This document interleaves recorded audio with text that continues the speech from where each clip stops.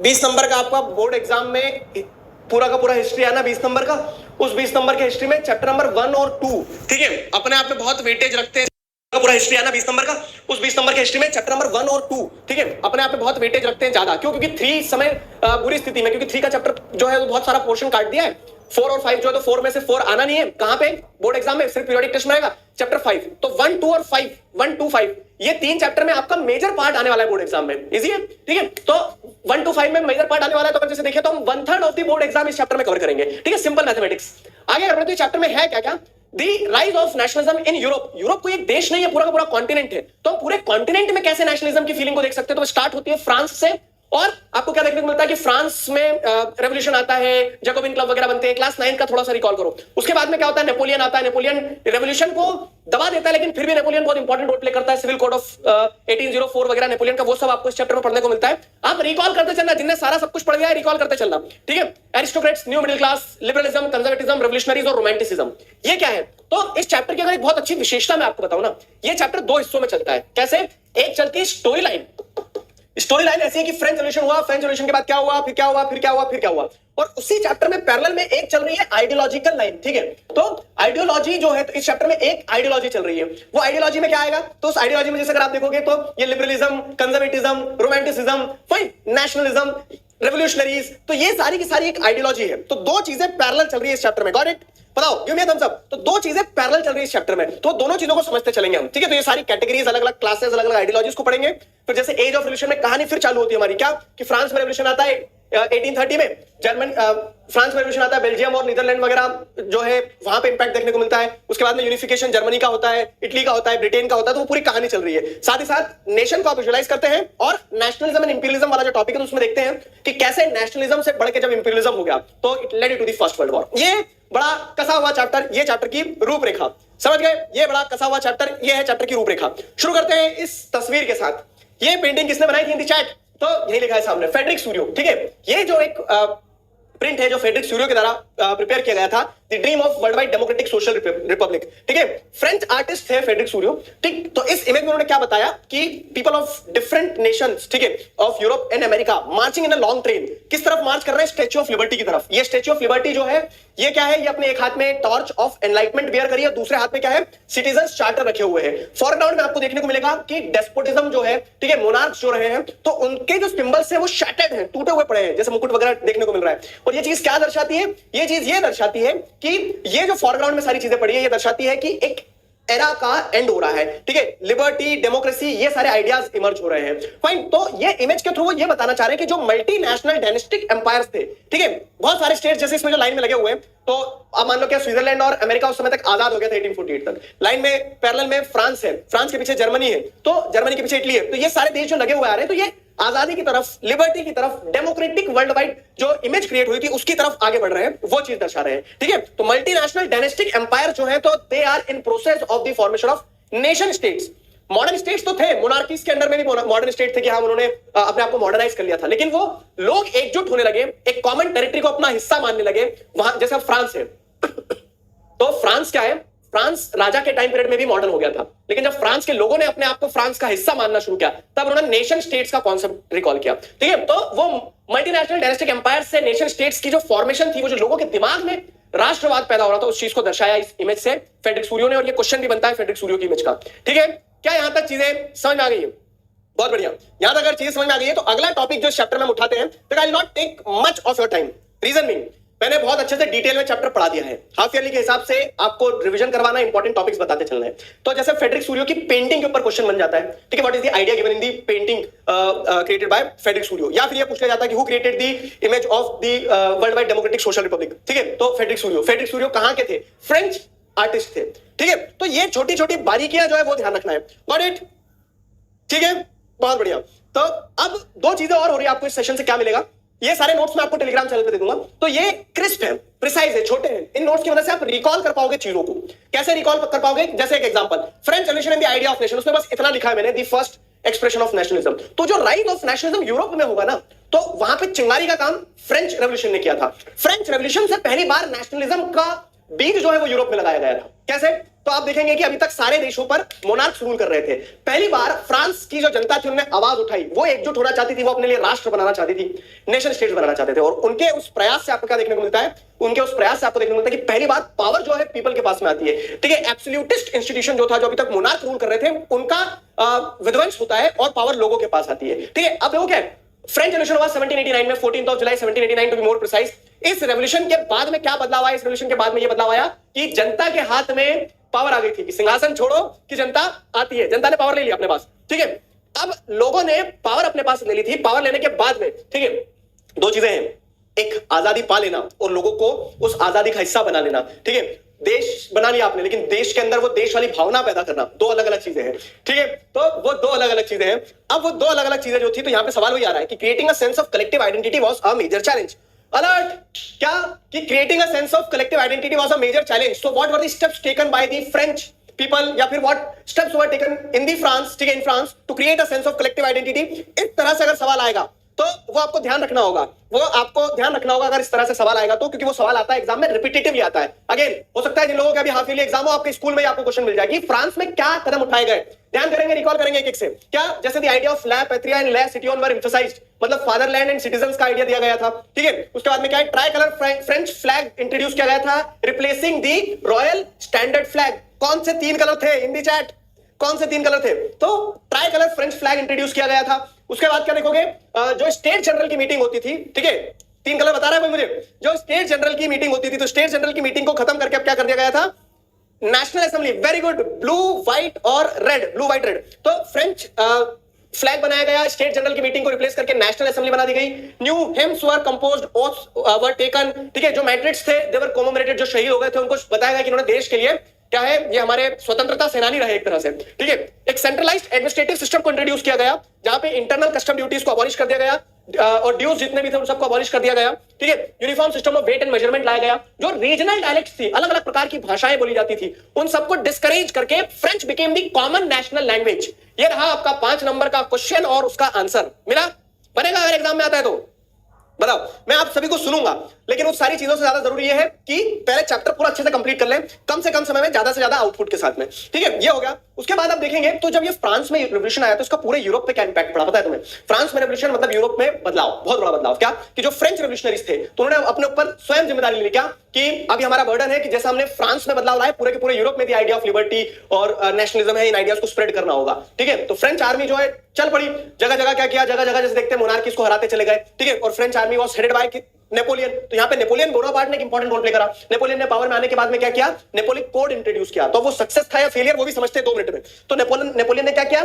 Napoleon code of 1804 introduce किया Napoleon ने power में आने के बाद में। ठीक है, नेपोलियन कोड इंट्रोड्यूस किया। उस नेपोलियन कोड को सिविल कोड ऑफ 1804 भी कहा जाता था। ठीक है, 1804 का सिविल कोड भी कहा जाता था नेपोलियन कोड को ही। अब इसके अंदर किया क्या था नेपोलियन ने? तो नेपोलियन ने सबसे पहले क्या किया? It did away with all the privileges based on birth, established equality before law and secured the right to property. सारे जितने भी privileges on the basis of birth थे उनको खत्म कर दिया कि कोई बड़ा कोई छोटा नहीं, कोई राजा क्या पैदा हो रहा था, ऐसा कुछ नहीं। ठीक है, इक्वालिटी बिफोर लॉ, कोई बड़ा छोटा नहीं है, कोई पैसे के हिसाब से first state, second state, third state चलता था, सब खत्म। ठीक है, सिक्योर्ड राइट टू प्रॉपर्टी। अब जो बिजनेसमैन वगैरह है वो अपनी प्रॉपर्टी के ऊपर खुद अधिकार रख सकते हैं और उनसे कोई भी गवर्नमेंट मतलब सरकारें जो है मोनार्क्स वगैरह वो प्रॉपर्टी नहीं छुड़ाएंगे। ये चीज लाया। ठीक है, simplified the administrative division, abolish feudal system. पहले क्या चलता था, एक राजा, उसके अंडर में क्या बहुत सारे सामंत बैठे रहते थे, तो ये सामंतवाद वाला सिस्टम खत्म कर दिया। पीजेंट्स और सर्वडम्स जो थे उनको मैनोरियल ड्यू से फ्री कर दिया। मैनर होता था मतलब वो व्यक्ति जो टैक्स कलेक्ट करता था, जो एक तरह से क्या करता, सारे किसानों से बोलता था चलो ठीक है हफ्ता निकालो, तो वो मैनोरियल ड्यूज खत्म कर दिए। ठीक है, टाउन्स में भी जो गिल्ड रिस्ट्रिक्शन थी उसको रिमूव कर दिया। गिल्ड मतलब क्या, क्या ग्रुप बना सकते थे ट्रेडर्स वगैरह। फाइन, रिवीजन सेशन है तो मैं आपको पॉइंट देने के रिकॉल करवाते चल रहा हूं। क्लियर हुआ? आगे क्या, transport and communication system was improve. Transport और कम्युनिकेशन सिस्टम को कैसे इंप्रूव कर दिया नेपोलियन ने? भाई साहब, ट्रांसपोर्ट और कम्युनिकेशन सिस्टम ऐसे इंप्रूव करा कि अब नेपोलियन ने क्या करा, नेपोलियन ने रोड कंस्ट्रक्शन पे फोकस किया था। ठीक है, साथ ही साथ अब कम्युनिकेशन को ये मत बोल रहा कि 5G नेपोलियन ने लाया, नहीं। ठीक है, तो उस समय पे जो लाइंस ऑफ कम्युनिकेशन थी उनको बेहतर करने की कोशिश करी। ठीक है, peasants, artisans, workers and new businessman enjoyed a new found freedom. और ये जो नया नया फ्रीडम मिल रहा था कि नेपोलियन आया, हमारे मोनार्क को चट से दिया। ठीक है, उसने अपना सिस्टम इन प्लेस इंटैक्ट किया, एस्टैब्लिश किया, तो शुरुआत में लोगों को मजे आ रहे थे, वाओ। ठीक है, मॉडर्नाइजेशन हो गया। लेकिन आपको यहां एक चीज समझना होगी, क्या यहां एक चीज समझना होगी कि इसका आउटकम मिक्स्ड था। Initially people perceived Napoleon as the harbinger of liberty, कि नेपोलियन आया, लिबर्टी लाया।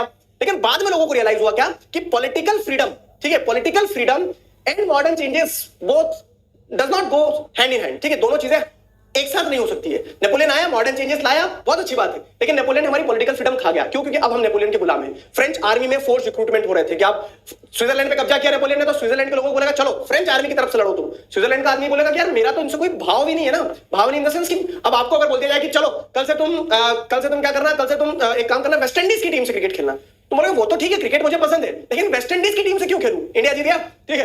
तो केस समझ में आ रहा क्या है? तो वहां पे लोगों के अंदर भाव नहीं था, force recruitment, increase censorship, taxation, इसके चलते जो आप देखेंगे ना, जो रिएक्शन था लोकल पॉपुलेशन का फ्रेंच रूल के टुवर्ड्स, वो मिक्स्ड था, ठीक है। Those who welcomed French army initially, ठीक है, अब उनको समझ में आ रहा है कि हमारी पॉलिटिकल फ्रीडम और modern changes both are not going hand in hand. समझ गए? गिल्ड रिस्ट्रिक्शंस मतलब क्या है कि पहले ग्रुप बनाने पे रिस्ट्रिक्शंस थी, अब वो रिस्ट्रिक्शंस खत्म कर दी गई। नेपोलियन ने बोला ग्रुप बनाओ, टीम बनाओ, ठीक है, टीम अप करो, बिजनेस करो। नेपोलियन ने वो, इसलिए उसे मॉडर्नाइजर भी कहा जाता कि he was way ahead according to his time, ठीक है, वो अपने समय के हिसाब से काफी आगे का सोच पा रहा था, ठीक है। चलो, तो ये सिविल कोड ऑफ 1804 आ गया। अब देखो कहानी, मैंने क्या बताया स्टार्टिंग में कि चैप्टर दो तरह से चल रहा है। एक है चैप्टर की स्टोरी लाइन।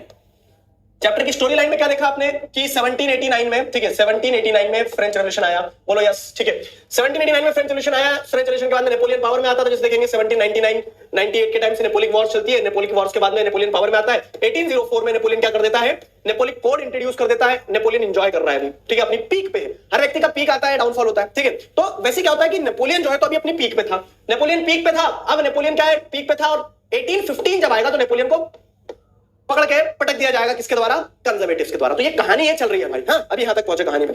अब इस कहानी के बीच में बताया कि आइडियोलॉजीज भी चलती रहेगी। तो अब आइडियोलॉजीज की अगर हम बात करें तो आइडियोलॉजीज में क्या हो रहा है कि the making of nationalism in Europe. तो यूरोप में इस तरह से फ्रांस से पहली चिंगारी मिल गई है, लेकिन आपको समझना होगा कि फ्रांस एक छोटा सा हिस्सा है यूरोप का, बाकी के यूरोप में तो अभी भी वही झांझ बज रही थी। कैसी? तो बाकी का जो यूरोप था वहां पे कोई नेशन स्टेट का कॉन्सेप्ट नहीं था, people were not United in any sense, ठीक है।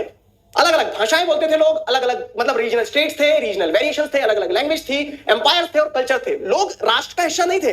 लोग क्या थे? लोग एक तरह से आपको क्या देखने को मिल जाएंगे, एक एम्पायर के अंडर में बंधे हुए थे। तो अब सवाल यहीं पे एक एग्जांपल दिया गया है, जैसे जैसे अगर आप देखेंगे तो हैब्सबर्ग एम्पायर जो है, इस पे कोई क्वेश्चन नहीं बनता, घबराना मत।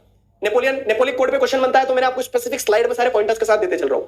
ये वाला जो टॉपिक है making of nationalism in Europe, तो इसका फर्स्ट पार्ट जो है वो एक तरह से एक्सप्लेनेशन के लिए, वो इनसाइट के लिए, क्या कि जब इतनी डाइवर्सिटी थी यूरोप में there were no nation states, तो वो नेशनलिज्म की भावना लोगों के अंदर आई कैसे?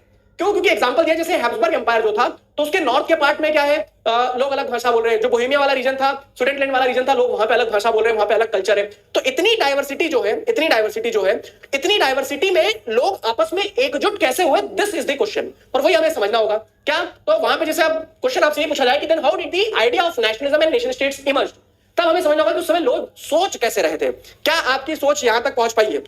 In the chat just let me know, क्या आपको यहां तक क्लियर है? ला पैत्रिया, ला सितियोन जो है, तो ला पैत्रिया मतलब दी फ्रेंच फादरलैंड, ऐसा जैसे हम बोलते भारत माता तो उन्हें फ्रेंच पिता, ऐसा वो नोशन डेवलप किया ला पैत्रिया, ठीक है। और ले सितियोन का मतलब ये है कि हम सब उसके सिटीजन हैं। यहां तक क्लियर है? तो give me a thumbs up, एक बार चैट सेक्शन में नाच के दिखा दिया जाए, ठीक है। एडमिनिस्ट्रेटिव डिवीजन मतलब क्या है कि जैसे जो प्रशासन चलेगा, जैसे लॉ एंड ऑर्डर मैनेज किया जाएगा, तो वो एडमिनिस्ट्रेटिव डिवीजन में उसने बहुत सारे चेंजेस लाया कि कैसे देश चलाया जाए। कॉन्स्टेंटिनोपल ऑफ 1832 पे भी आएंगे बाबू, सब्र थोड़ा सा। आपने किस पर डिटेल लेक्चर दिया है? हर जगह देखो, पॉइंट वाइज मैं वही कह रहा हूं कि हम रिपीटेशन क्यों करें। माना कि वो वीडियो मेरे चैनल पे नहीं है, लेकिन मैंने मैग्नेट पे भी बनाया, मैंने सोशल स्कूल पे बनाया, तो डिटेल एक्सप्लेनेशन वहां से देख लो, ठीक है। अभी ये रिवीजन करवा दे रहा हूं, सब एक पॉइंट पे आ जाएंगे। अक्टूबर से 1 तारीख से हम आगे का रोड मैप कंटिन्यू करेंगे, ठीक है। Why to do the repetition of work, repetition ना करते हुए हम आगे बढ़ते रहे। तुम तुम्हारे एंड पे पढ़ते रहो, मैं तुम्हें बताता रहूंगा, साथ मिलकर जीतेंगे। सबसे ज्यादा नंबर सोशल साइंस में लाएंगे, ठीक है। चलो आगे बढ़ते हैं। तो क्या हो रहा है, तो how did the idea of nationalism and nation states emerged. तो अब आपको यहां समझना होगा कि लोग कैसे सोच रहे थे उस समय पे, ठीक। तो लोग कैसे सोच रहे थे, तो उस समय पे सोसाइटी में एरिस्टोक्रेसी थी, उस समय पे सोसाइटी में न्यू मिडिल क्लास भी इमर्ज हो रही थी। अब ये दोनों कैटेगरीज को समझना, तो आपको एक बहुत इंपॉर्टेंट चीज समझ में आएगा कि इन दोनों कैटेगरीज के लड़ाई में, ठीक है, इन दोनों कैटेगरीज जैसे होता है ना सांड सांड की लड़ाई में बागड़ का नुकसान हो गया, तो वैसे आप क्या देखेंगे कि एरिस्टोक्रेसी और न्यू मिडिल क्लास के बीच में जो टसल चल रही थी, उस टसल का ही आउटकम रहा क्या, उस टसल का ही आउटकम रहा लिबरलिज्म का आइडिया, ठीक। स्टोरी लाइन चल रही है चैप्टर की, बीच में क्या आ गया, आइडियोलॉजिकल डेवलपमेंट आ गया। तो एरिस्टोक्रेट्स कौन है, तो जो रूलिंग क्लास के लोग, जो मतलब फूफा ताऊ मौसा उस टाइप के लोग जो रूलिंग क्लास के, ठीक है, रिश्तेदार, मतलब रूलिंग क्लास और रूलिंग क्लास से एसोसिएटेड लोग, जिनकी आइडियोलॉजी क्या थी, इनके बीच में कंफ्लिक्ट है। हाँ, जिनकी आइडियोलॉजी क्या थी, जिनकी आइडियोलॉजी की अगर बात करें तो एरिस्टोक्रेट्स के लोग, एरिस्टोक्रेसी जो है तो वो ये विश्वास रखते थे क्या कि ट्रेडिशनल इंस्टीट्यूशंस को बचाए रखे। वो रूलिंग क्लास के लोग थे, फ्रेंच लैंग्वेज बोलते थे डिप्लोमेसी के पर्पस से, often they were connected by the marital ties, आपस में शादी ब्याह संबंध एक दूसरे के साथ ही करते थे वो अपनी क्लास स्टेटस को मेंटेन करने के लिए। ध्यान हो तो क्लास 9 का रिकॉल करो, क्या कि मैरिया एंटोनेट कहां की थी, ऑस्ट्रिया की थी, और नेपोलियन फ्रांस का था। दोनों अलग अलग एम्पायर के थे लेकिन दोनों के ब्याह हुए, क्यों? क्योंकि उनकी क्लास एक थी, ठीक है, वो क्लास स्टेटस मेंटेन करना। तो इनकी आइडियोलॉजिकल डिफरेंस है। न्यू मिडिल क्लास के लोग कौन थे? तो ये वो लोग थे जो इमर्ज हुए, ठीक है, वो कहां से इमर्ज हुए? ऊपर से नहीं, वो लोग थे जिन्होंने क्या किया, ओवरसीज एक्सपेंशन जब हुआ ना, ट्रेड हुआ, ओवरसीज ट्रेड हुआ, ठीक है, तो जैसे ईस्ट इंडिया कंपनी निकल के आ गई, ये सारा सब कुछ, तो इस तरह से क्या है कि जो ओवरसीज ट्रेड करने गए, जिन लोगों ने पैसा कमाया, जिन लोगों ने पैसा कमाया तो पैसे से शिक्षा पाई तो उनके पास में अब सोचने की क्षमता बन गई थी। तो थे ये थर्ड स्टेट के लोग, लेकिन उन्होंने आवाज उठाना चालू कर दी एरिस्टोक्रेट्स के अगेंस्ट में। क्यों? क्योंकि पॉलिटिकली एरिस्टोक्रेट्स के पास पावर होते थे, मिडिल क्लास के पास राइट्स नहीं थे। सोशली क्या है कि ये मिडिल क्लास भी रिच थी, एजुकेटेड थी, और एरिस्टोक्रेट जो थी तो राइट, मतलब कह सकते हो क्या कि पावर ओनिंग क्लास थी, जिसने अपने पास पूरी पावर रख के रखी थी।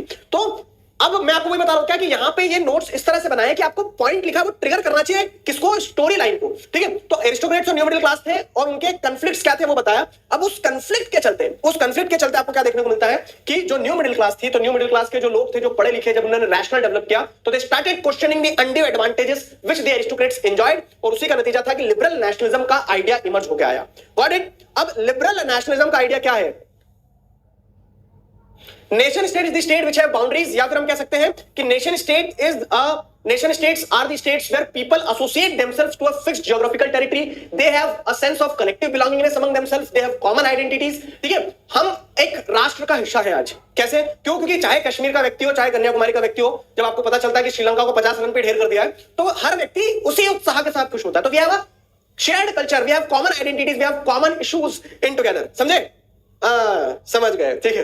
तो यहां देखेंगे हम, तो लिबरल नेशनलिज्म का आइडिया यहां से इमर्ज हुआ। अब लिबरल नेशनलिज्म का आइडिया जैसे अगर आप देखोगे तो लिबरल नेशनलिज्म का आइडिया क्या कहता है, देखो, लिबरल नेशनलिज्म का ओरिजिन समझना। लिबरलिज्म एक आइडियोलॉजी है, आईएज्म जहां लग जाए मतलब आइडियोलॉजी है। तो लिबरलिज्म की अगर बात की जाए तो लिबरलिज्म क्या होता है? लिबरलिज्म जैसे अगर आप देखोगे तो लिबरलिज्म एक आइडियोलॉजी है जो क्या कहती है, जो ये कहती है कि everything should be free.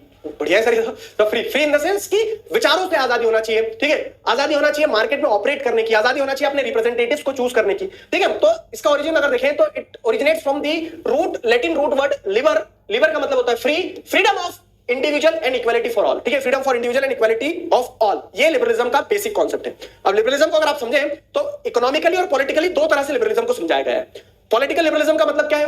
Political liberalism का मतलब ये हो रहा है कि there should be a government, ठीक है, a concept of government by consent, मतलब पार्लियामेंट्री बेसिस पे कॉन्स्टिट्यूशन के हिसाब से काम करने वाली सरकार होना चाहिए जहां पे लोग चूज कर पाए। अब देखो, ये पॉलिटिकल लिबरलिज्म का आइडिया है कि जहां पे लोग चाहते हैं कि हम अपने रिप्रेजेंटेटिव्स को चूज करें, ठीक है, जहां पे गवर्नमेंट हमारे कंसेंट से हो, कॉन्स्टिट्यूशन से बंधी हुई हो। और ये क्यों आ पाया लिबरलिज्म का आइडिया? क्योंकि जो न्यू मिडिल क्लास के लोग इमर्ज हुए थे, उन्होंने ये देखा कि यार एरिस्टोक्रेट्स तो undue advantage, privileges by birth enjoy कर रहे हैं, ठीक है। तो इस तरह से गवर्नमेंट बाय कंसेंट का कॉन्सेप्ट ओरिजिनेट हुआ। फाइन, लेकिन दे वर नॉट डेमोक्रेट्स। क्यों? क्योंकि यहां पे आपको समझना है, गवर्नमेंट बाय कंसेंट की बात कर रहे थे लेकिन सबको वोटिंग राइट देने की बात नहीं कर रहे थे। क्यों सबको वोटिंग राइट देने की बात नहीं कर रहे थे? क्योंकि उन्हें समझ में आ रहा था कि सबको अगर वोटिंग राइट दे देंगे तो विमेन को भी वोटिंग राइट मिल जाएगा, लेस प्रॉपर्टी मैन को भी मिल जाएगा। तो वो थोड़े से क्या थे, सिर्फ प्रॉपर्टी मैन को वोटिंग राइट देने की बात करते थे। ये पॉलिटिकल लिबरलिज्म हो गया। वहीं पे पैरेलल में इकोनॉमिक स्फीयर में भी लिबरलिज्म का आइडिया था, और वो इकोनॉमिक स्फीयर में लिबरलिज्म का आइडिया क्या कहता है कि गवर्नमेंट बाय कंसेंट के साथ साथ में क्या होना चाहिए, फ्रीडम ऑफ मार्केट भी होना चाहिए। फ्रीडम ऑफ मार्केट क्या होता है कि जो कह सकते हैं कि जो ट्रेडर्स वगैरह है ना, तो अब देखो मिडिल क्लास इमर्ज ही कहां से हुई थी, समझना। इकोनॉमिक इंटरेस्ट बहुत इंपॉर्टेंट था, क्योंकि इकोनॉमिक इंटरेस्ट ने ही मिडिल क्लास को बनाया था।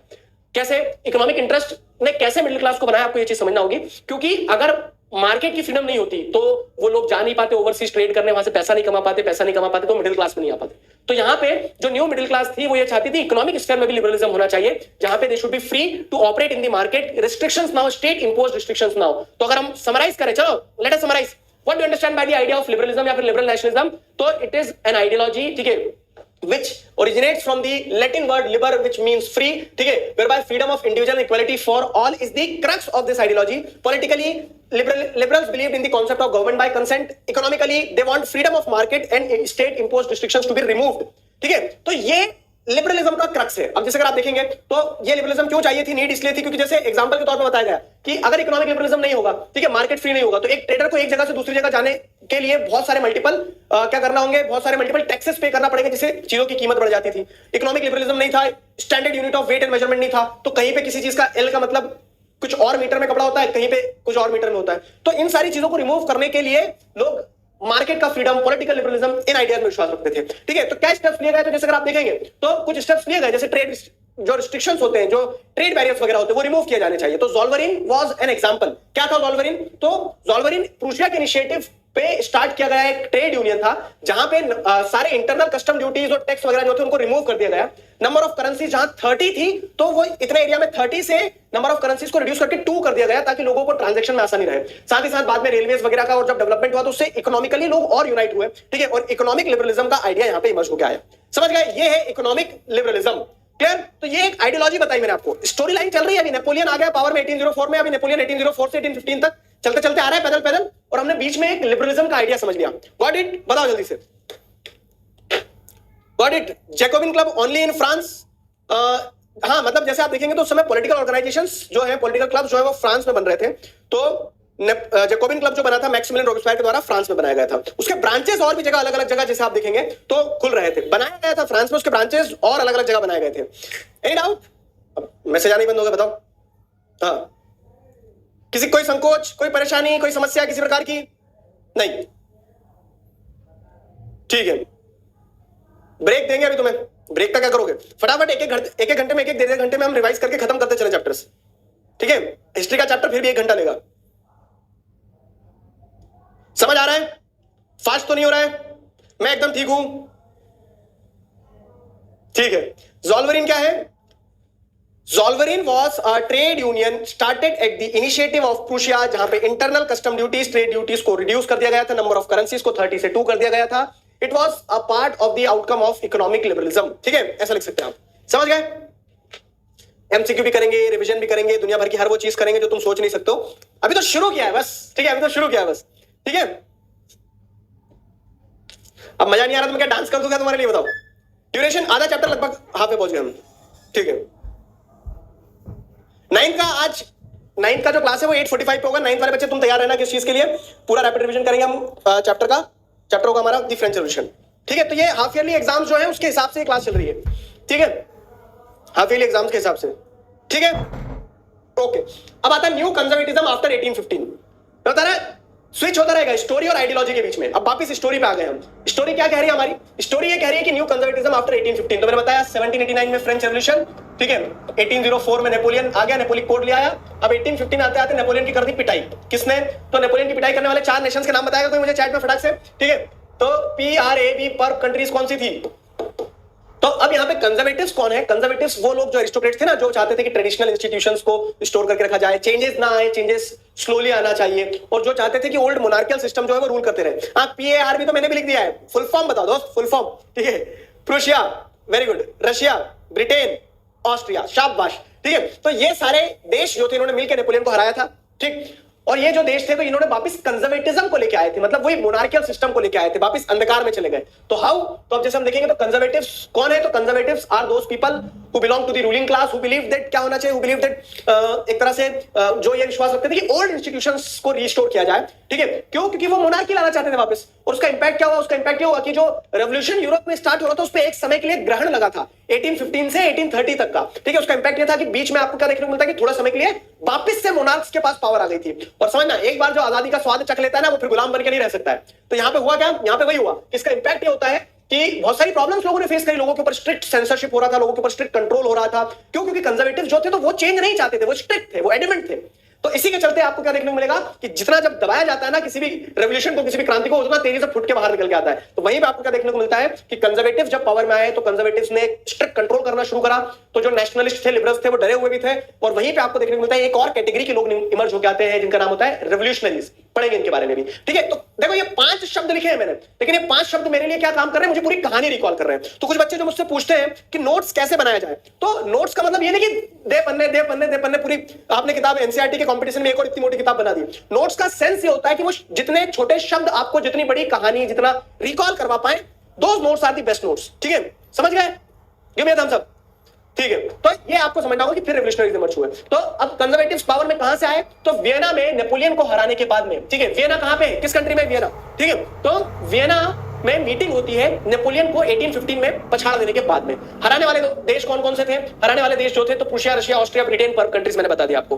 वियना ऑस्ट्रिया में, दोस्त वियना ऑस्ट्रिया में, जिसका बैट होता है वो पहले बैटिंग करता है ना। तो वैसे क्या है कि वियना ऑस्ट्रिया में है और इसीलिए जो मीटिंग हुई थी वियना की, जहां पे ट्रीटी ऑफ वियना साइन होती है, उसको साइन किसने किया था, उसको हेड किसने किया था? इट वाज कैसे, उसकी प्रेसिडेंसी किसने की थी? Duke Metternich, the chancellor of Austria. ठीक है, तो ट्रीटी ऑफ वियना साइन की गई 1815 में। इस ट्रीटी के अकॉर्डिंग क्या है कि सबसे पहले नेपोलियन ने जितने भी चेंजेस लाया था, ठीक है, तो undoing all the changes that had come about in Europe, जैसे उसने मोनार्कीज को हटाया था तो बॉर्बन डायनेस्टी को रिस्टोर कर दिया फ्रांस में ट्रीटी ऑफ वियना के बाद में। ठीक है, France lost its territories annexed under Napoleon, तो नेपोलियन जितना एक्सपेंशन किया था वो सारी टेरिटरीज ले ली। फाइन, साथ ही साथ जैसे नई टेरिटरी फ्रांस से पूरी टेरिटरीज नेपोलियन के अंडर में जितनी एक्सपेंशन हुई थी वो छुड़ा ली गई, और setting up of new states on the boundary of France, जैसे आप देखेंगे तो यूनाइटेड किंगडम ऑफ नीदरलैंड बना दिया वेस्ट में। ठीक है, जैसे रशिया को कुछ पार्ट दिया पोलैंड वाला, तो ये नई नई टेरिटरी सेटअप कर दी गई। मेन इंटेंशन जो था तो वो क्या था कि जितनी मोनार्कीज ओवरथ्रो की गई थी नेपोलियन के द्वारा उनको रिस्टोर कर लिया, और कंजर्वेटिव्स ने अपनी फील्डिंग जमा ली कि हाँ भाई साहब सब अपने पट्टे बैठ गए अब। ठीक है, तो इस तरह का